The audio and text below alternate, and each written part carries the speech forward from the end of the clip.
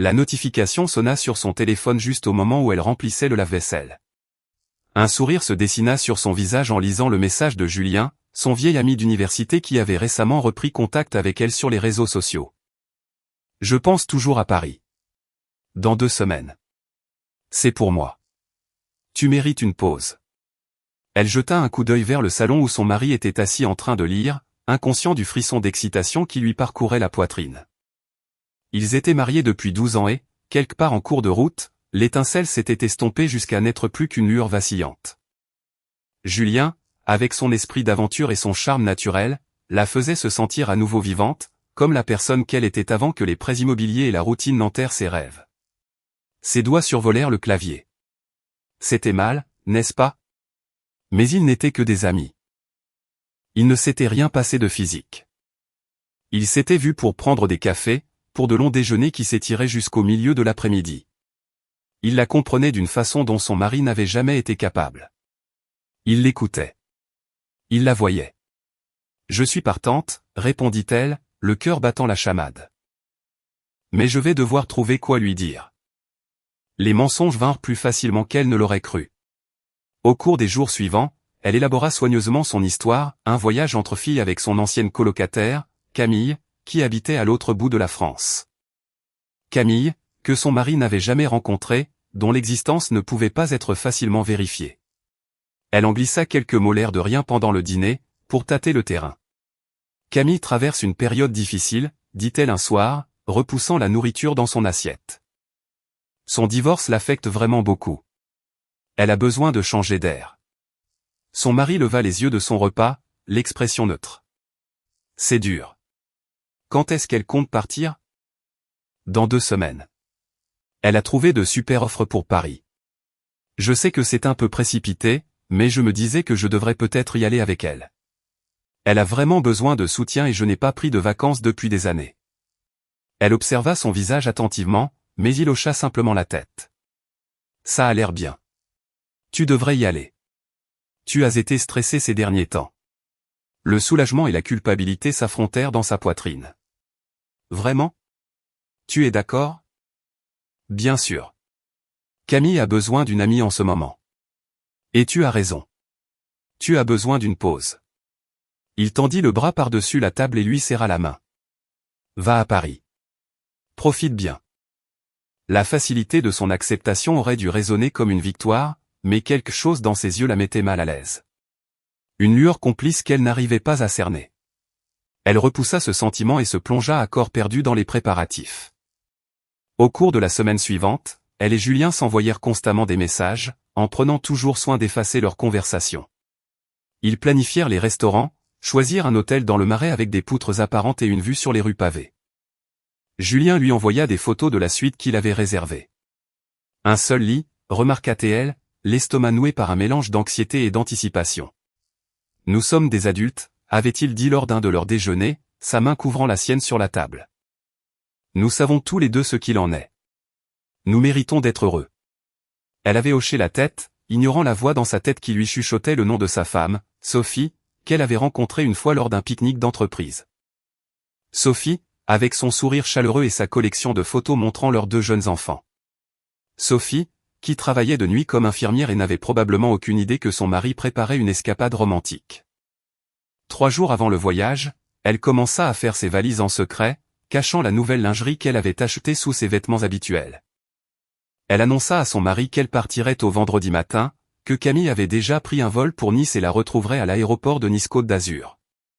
Jeudi soir, elle restait éveillée à côté de son mari, écoutant sa respiration régulière. Demain, elle franchirait une limite qu'elle ne pourrait jamais effacer. Demain, tout allait changer. Elle attrapa son téléphone une dernière fois, découvrant un message de Julien.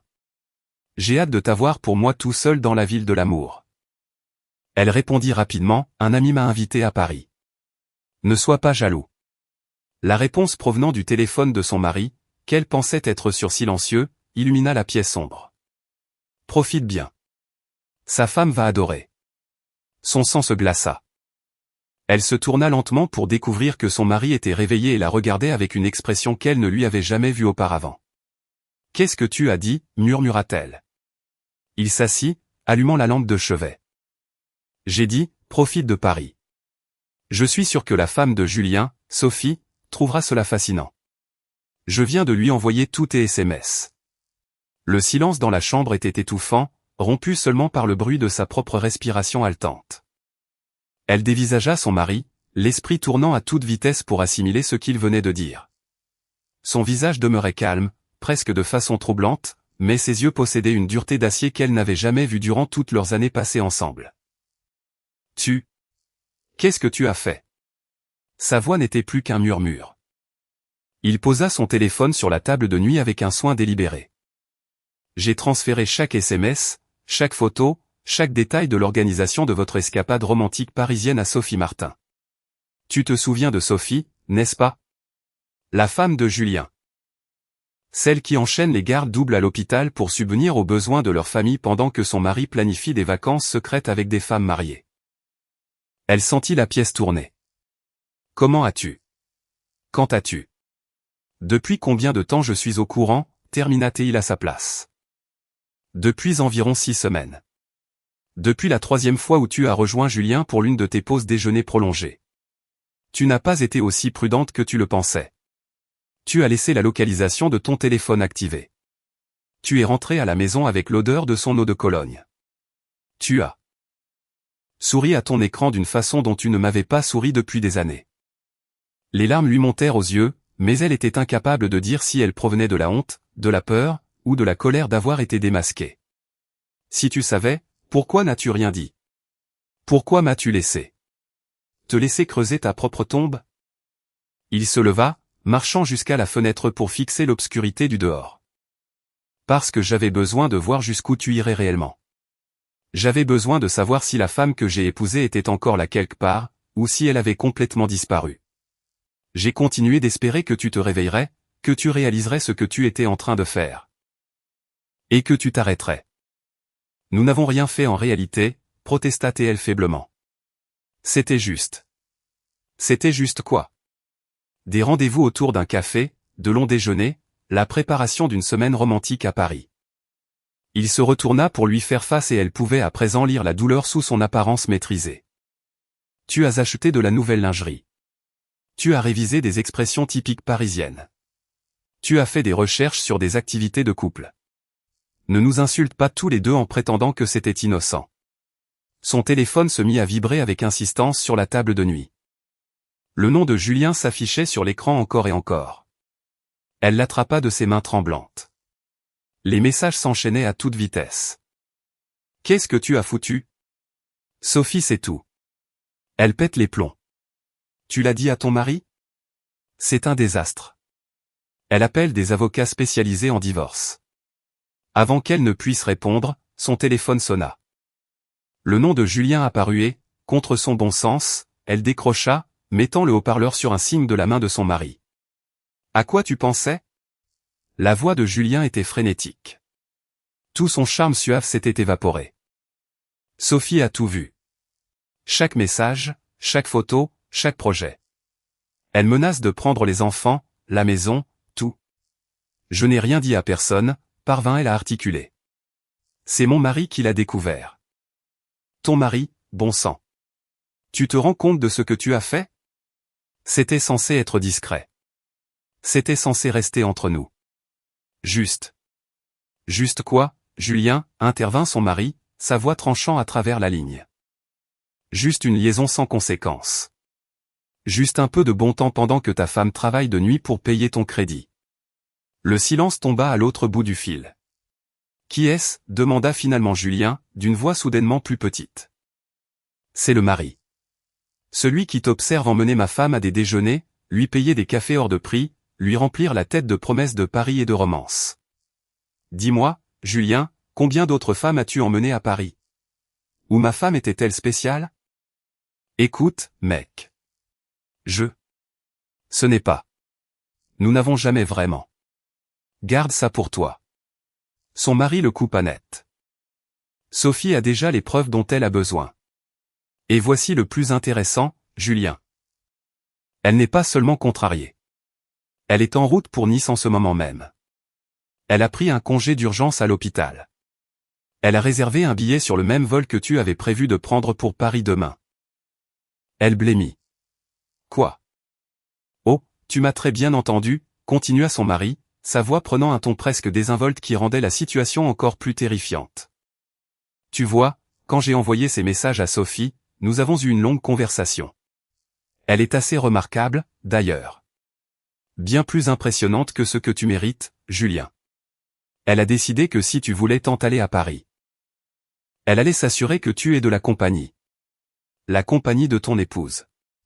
Dans l'avion, à l'aéroport, et peut-être même dans cet hôtel romantique que tu as réservé. Tu n'es pas sérieux, souffla Julien. Totalement sérieux. Et voici la meilleure partie. Je prends le même vol. Je me suis dit que j'avais payé la moitié du billet de ma femme avec notre compte commun, alors autant en profiter. Nous aurons tous tout le temps de discuter pendant ce vol d'1 heure et demie. Elle eut l'impression qu'elle allait vomir. Tu es fou. C'est de la folie. Son mari se tourna vers elle, et pour la première fois, elle vit une véritable colère briller dans ses yeux. Ce qui est fou, c'est de jeter par la fenêtre 12 ans de mariage pour un homme qui panique à la seconde où sa vie confortable est menacée.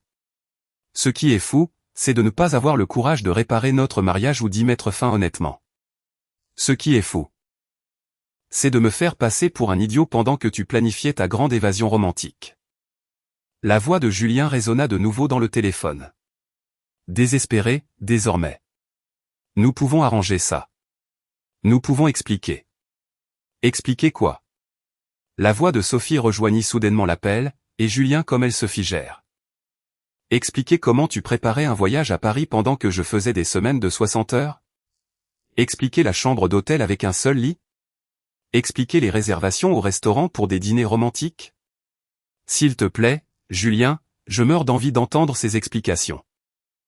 L'appel téléphonique sombra dans le chaos. Julien balbutiait. La voix de Sophie était cinglante de trahison et de rage. Sa propre voix resta coincée dans sa gorge alors que la réalité s'effondrait autour d'elle. Son mari mit fin à l'appel d'une simple pression sur l'écran. Fais ta valise, dit-il doucement. Tu voulais aller à Paris. Alors, nous allons tous à Paris.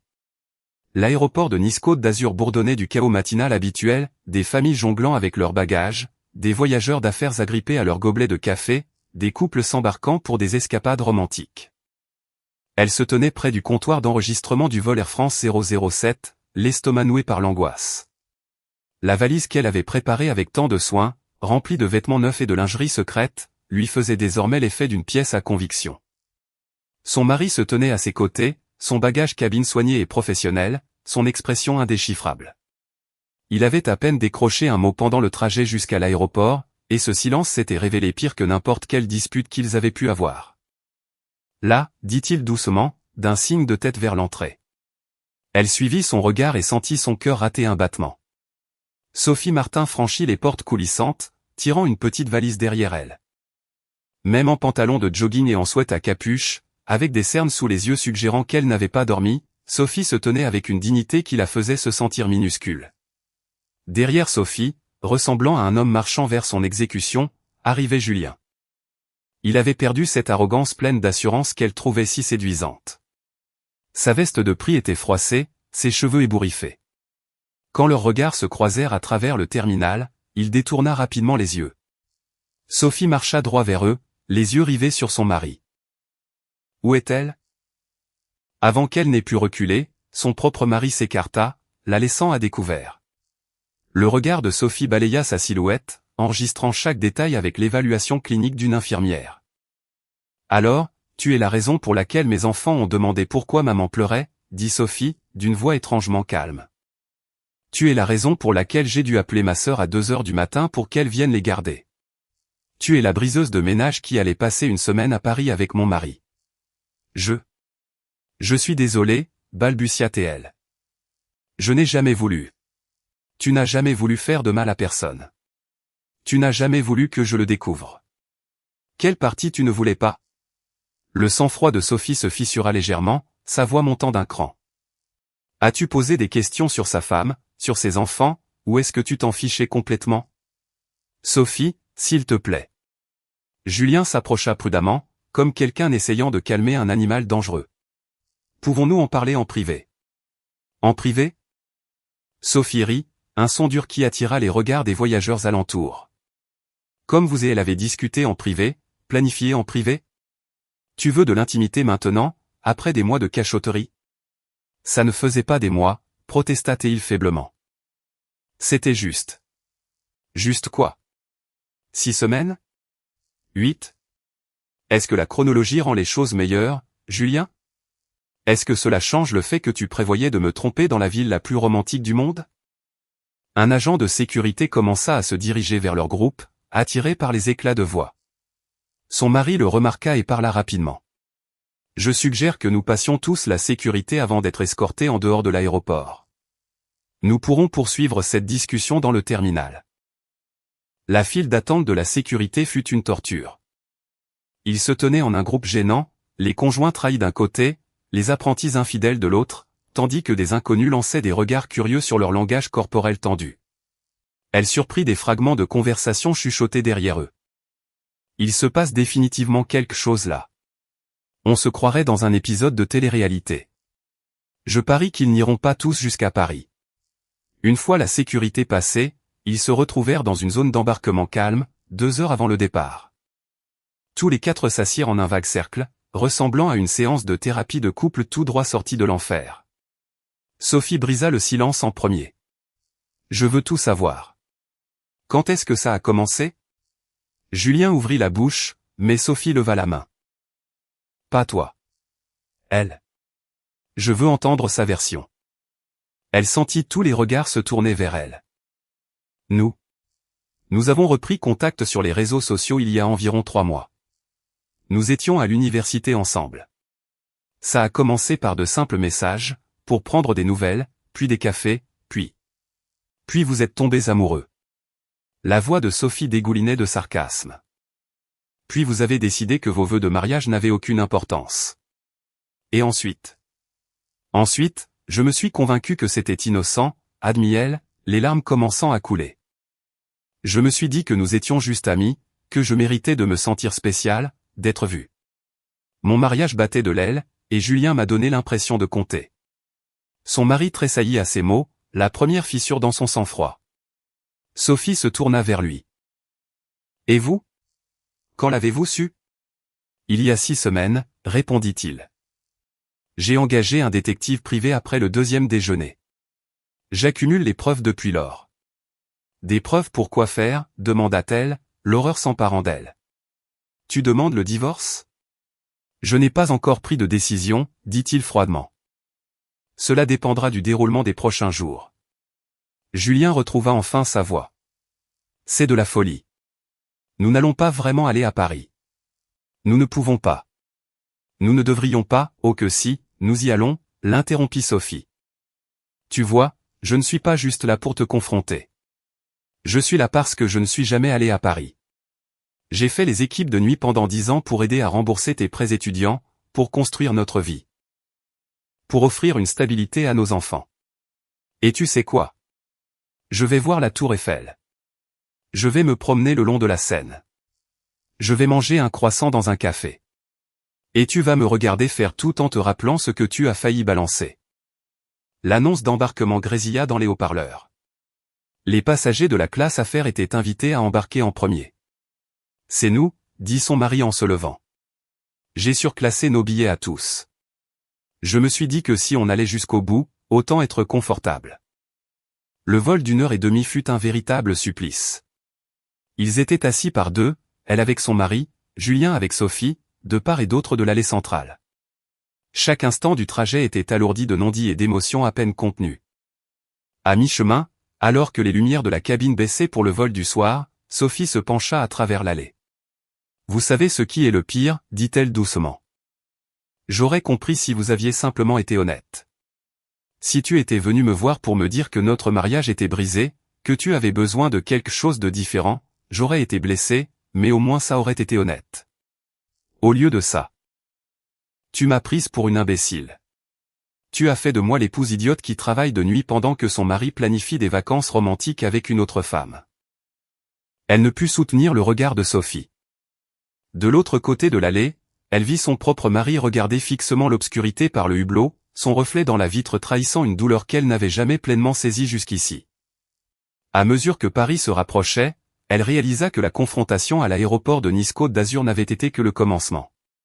Le véritable règlement de compte restait à venir. L'avion atterrit à l'aéroport de Roissy-Charles de Gaulle en début d'après-midi. La ville lumière les accueillit avec un ciel couvert et une légère bruine. Une météo tout à fait appropriée pour leur arrivée désastreuse.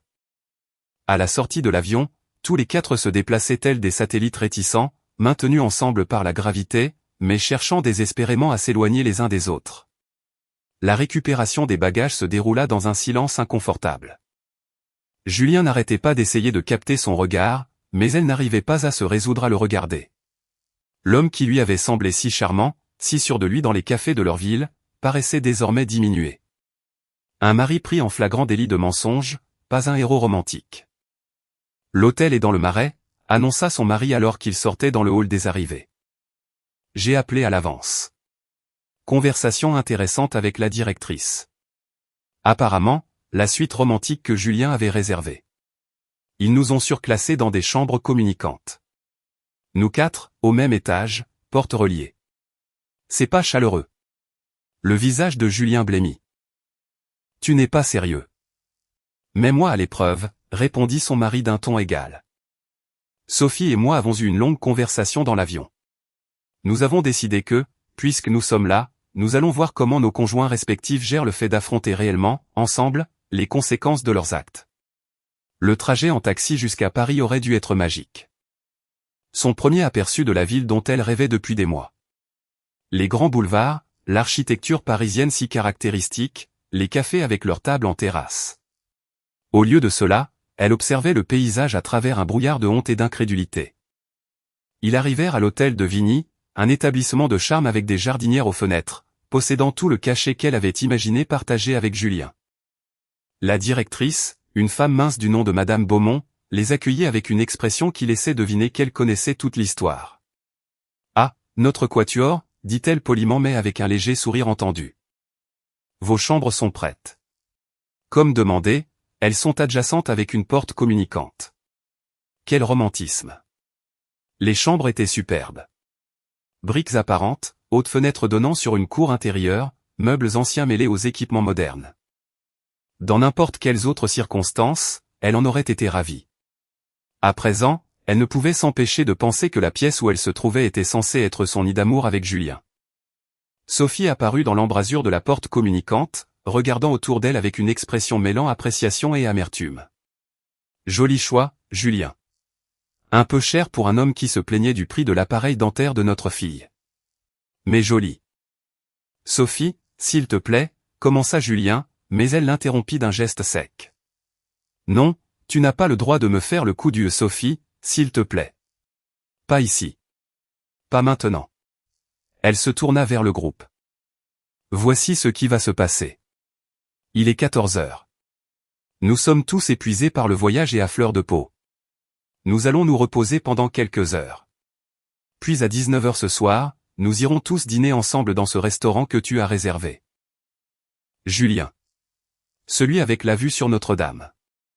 Celui dont tu disais qu'il était parfait pour une romance. Tu n'es pas sérieuse, protesta Théil. Je suis on ne peut plus sérieuse, rétorqua Sophie. Tu voulais l'amener à Paris. Tu voulais l'inviter dans des restaurants romantiques. Eh bien, félicitations. Tu as exactement ce que tu voulais, juste avec des convives différents. Son mari hocha la tête en signe d'accord. Et demain, on se fait la totale du parfait touriste. La Tour Eiffel, le Louvre, la croisière sur la Seine. Toutes les choses que vous aviez prévues tous les deux, sauf qu'on le fera en groupe. Elle retrouva enfin sa voix après des heures de silence. C'est de la torture. C'est cruel. Cruel? La voix de Sophie s'éleva. Tu veux parler de cruauté? La cruauté, c'est de découvrir des SMS planifiant une escapade amoureuse pendant que tu es debout dans la réserve de l'hôpital pendant ta pause. La cruauté, c'est de devoir expliquer à tes enfants pourquoi leur père doit partir en voyage d'affaires la même semaine où tu ne peux pas poser de jour pour assister à leur spectacle d'école. La cruauté, c'est de réaliser que pendant que tu enchaînais les gardes doubles, Ton mari achetait de la lingerie avec une autre femme. » Ces mots la frappèrent comme des coups physiques. Elle s'affaissa sur le bord du lit orné, réalisant véritablement pour la première fois l'ampleur des dégâts qu'elle était prête à causer. Son mari s'assit dans un fauteuil, sa façade maîtrisée se fissurant enfin. « Tu veux savoir ce qui est le pire pour moi ? Ce n'est même pas la liaison, ou la presque liaison. Ou peu importe comment tu veux appeler ça. C'est la façon dont tu m'as regardé hier quand j'ai confirmé que tu pouvais y aller. Comme si tu avais gagné. Comme si tu avais réussi à duper ton crétin de mari. Ce regard me hantera pour le restant de mes jours. » La chambre retomba dans le silence, à l'exception du bruit de la pluie qui commençait à tomber plus fort dehors. Julien s'éclaircit la gorge. « Écoutez, peut-être qu'on devrait tous rentrer chez nous et limiter la casse. » Ce voyage était une erreur. « Fuir ?» demanda froidement Sophie. « C'est ça, ta solution ? » ?»« Non, Julien. Tu voulais Paris. Nous restons à Paris, mais nous allons le faire à ma façon. » Ce soir-là, ils se retrouvèrent au Petit Châtelet, le restaurant sur les quais de Seine que Julien avait choisi pour son ambiance romantique. Les tables étaient éclairées à la bougie, la musique était douce, la vue sur la cathédrale Notre-Dame était magnifique, même sous la pluie. Ils furent installés à une table de 4 au lieu de la table intime pour 2 que Julien avait réservée. Le serveur, sentant la tension, maintint une distance professionnelle en présentant les menus et en versant le vin. Autour d'eux, de véritables couples se contemplaient avec affection, célébrant des anniversaires ou des lunes de miel, incarnant la romance de Paris dont leur propre groupe manquait si cruellement. Sophie leva son verre de vin. « Un toast, dit-elle, à la vérité. Puisse-t-elle toujours éclater, peu importe à quel point elle est douloureuse. » Ils trinquèrent dans ce qui fut le toast le plus inconfortable qu'elle ait jamais connu. Autour d'escargots et de coq au vin, Sophie posa les questions qu'elle avait retenues jusque-là. Elle voulait des détails. Quand avait-il franchi la limite entre l'amitié et quelque chose de plus pour la première fois? Qui avait fait le premier pas? Quel mensonge avait-il raconté? Chaque réponse résonnait comme des aveux, dépouillant le récit romantique qu'elle s'était construit jusqu'à ce qu'il ne reste plus que la laide réalité. « Je me suis dit que tu étais malheureux, » admit-elle en regardant son mari. « Que notre mariage était déjà fini en tout point, sauf sur le papier.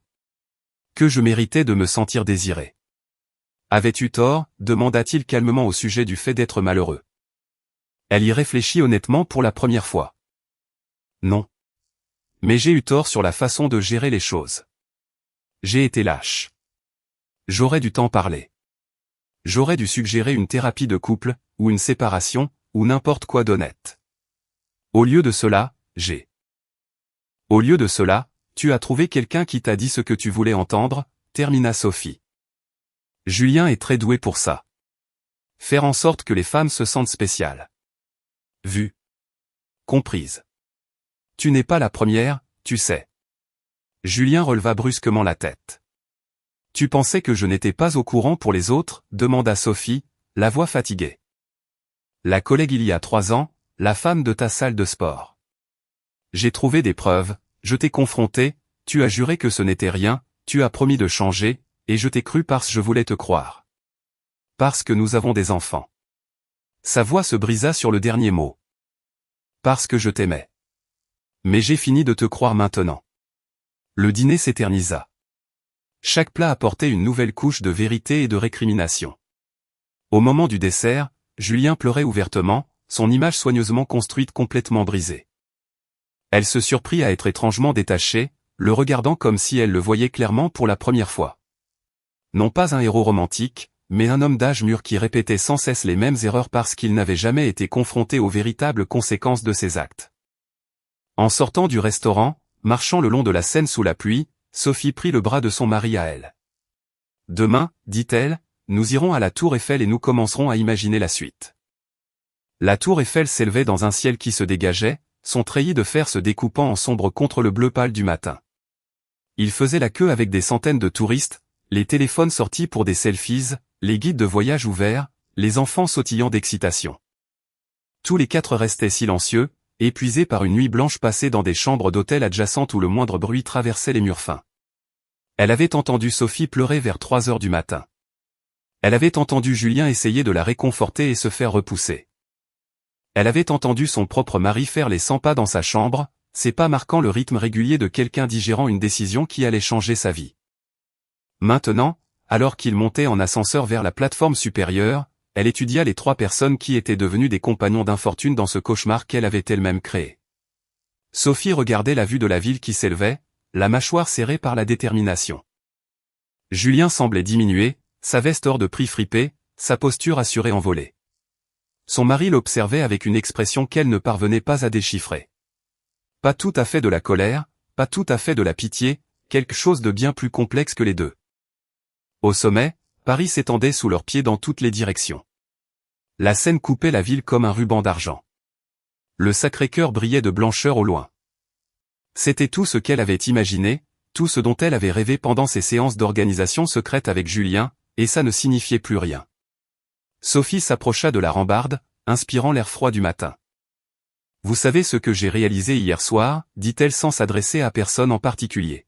« J'ai passé 10 ans à me rabaisser pour que Julien puisse se sentir supérieur. Travailler de nuit pour qu'il puisse avoir les horaires de jour qu'il préférait. M'occuper entièrement des enfants pour qu'ils puissent aller à la salle de sport, pour qu'il ait une vie sociale. Je me disais que c'était ça.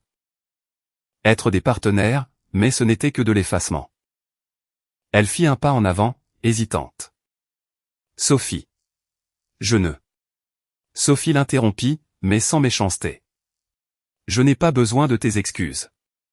Je n'ai pas besoin de ta culpabilité. Ce dont j'ai besoin, c'est que tu comprennes quelque chose. Tu n'as pas volé mon mari. Il était déjà parti. Il est parti depuis des années. Tu n'as été que le catalyseur qui m'a enfin permis de m'en rendre compte. » Julien tenta d'attraper le bras de Sophie. « Ce n'est pas juste. J'ai fait des erreurs, mais notre mariage. » « Notre mariage est terminé, » dit simplement Sophie en se dégageant. « Pas à cause d'elle. À cause de toi. Parce que tu m'as prouvé à maintes reprises que tu choisirais toujours le confort facile plutôt que la difficile honnêteté.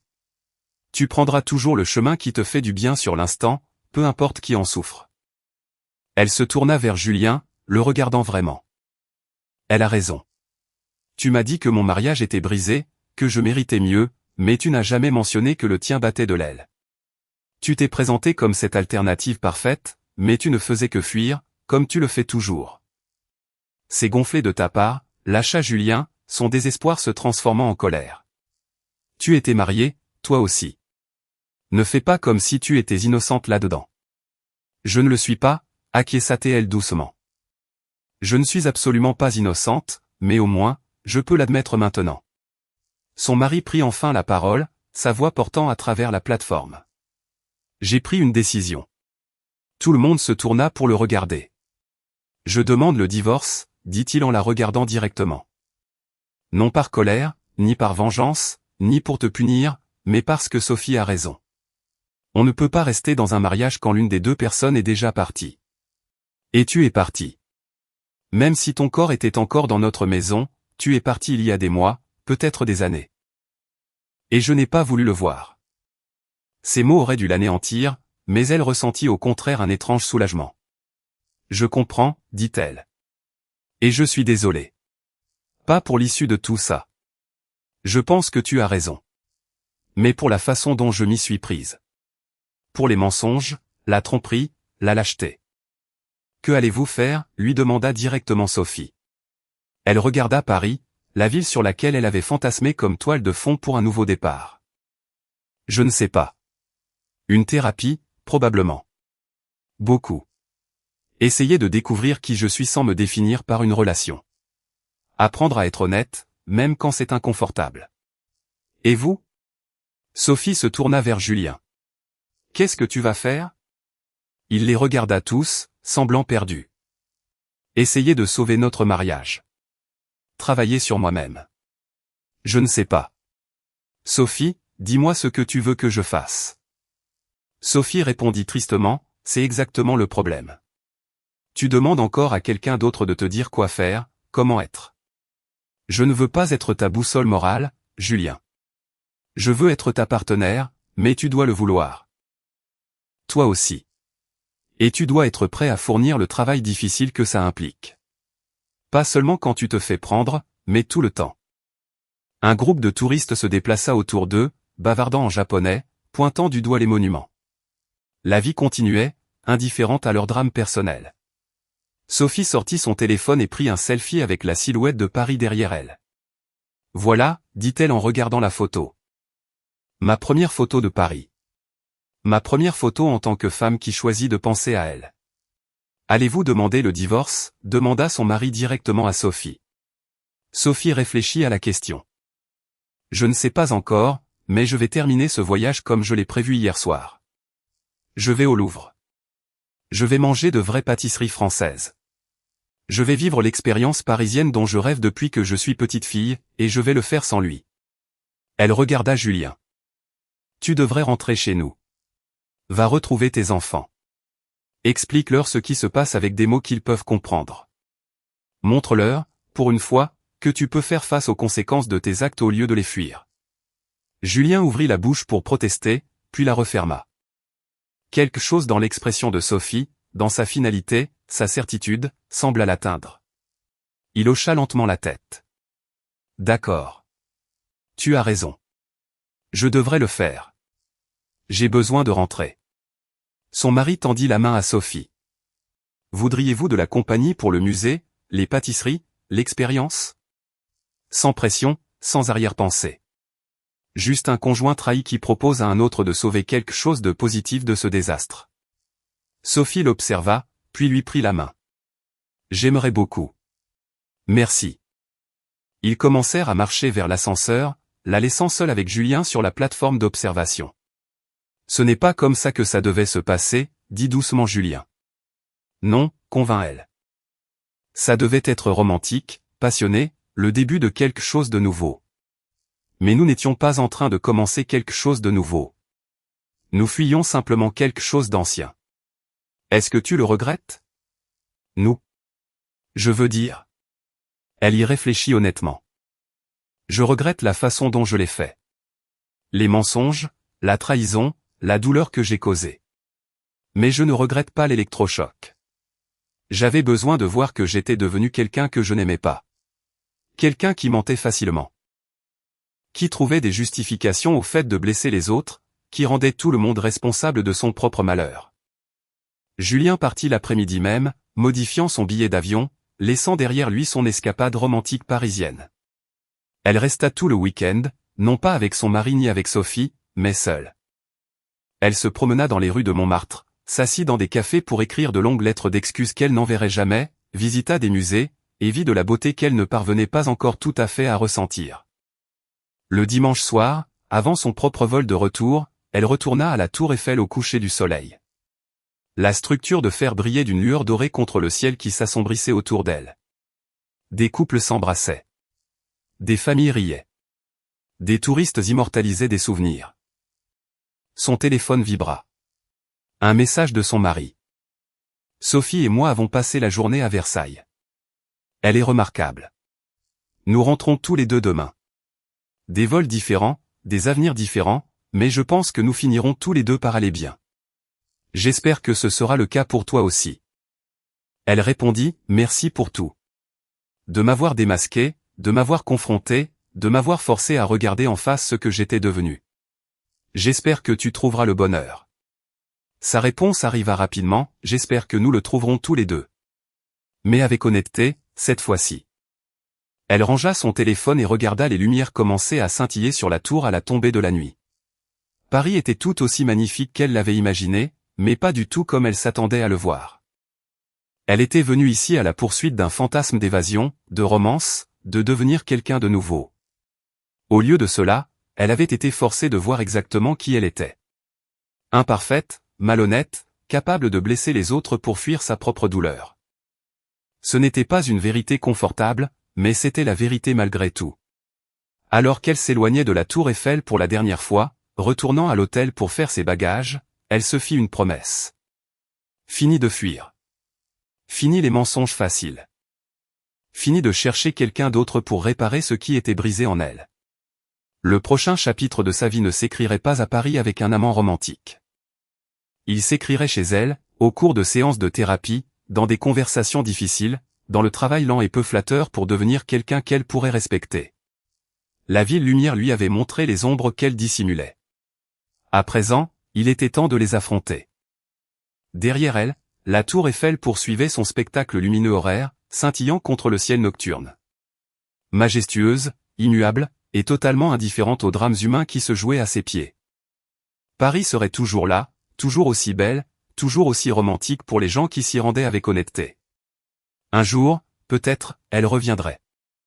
Non pas comme quelqu'un qui fuit, mais comme quelqu'un qui a appris à rester et à affronter les épreuves, ne cherchant plus la romance à l'extérieur, mais la portant en elle-même. Le respect de soi, la connaissance de soi, le pardon de soi, gagné grâce à un changement véritable. Mais pour l'instant, il était temps de rentrer à la maison.